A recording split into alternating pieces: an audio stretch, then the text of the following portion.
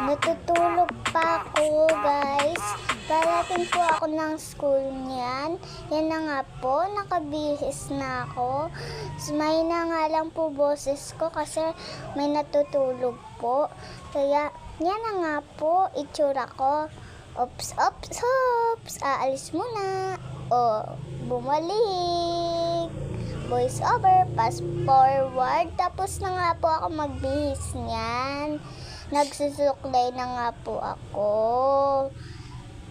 Pasensya na po kayo kung hindi po private yung pinapasukan ko. Public lang po kasi pinapasukan ko.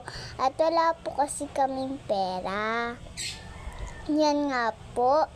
Malapit na nga po ako matapos magsuklay. Pagkatapos nga po niyan, magsuklay, magsushus naman po ako at magtatali. Pagkatapos po niyan, i-school na po ako. Makikita nyo po sa video ko yung school ko. Matagal nga lang po kami makapunta doon. Minsan nalilate din ako, pero minsan lang naman.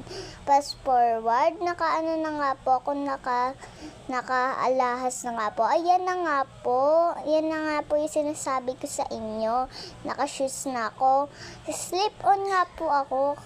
Yan na nga po, tapos na akong talian ni mama. Kaya aalis na kami. Yan.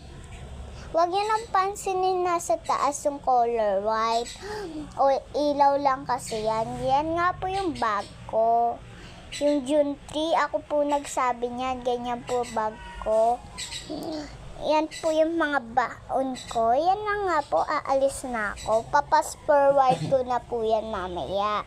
Kasi po, matagal pa po makapunta sa school ko. Pero mabilis naman po.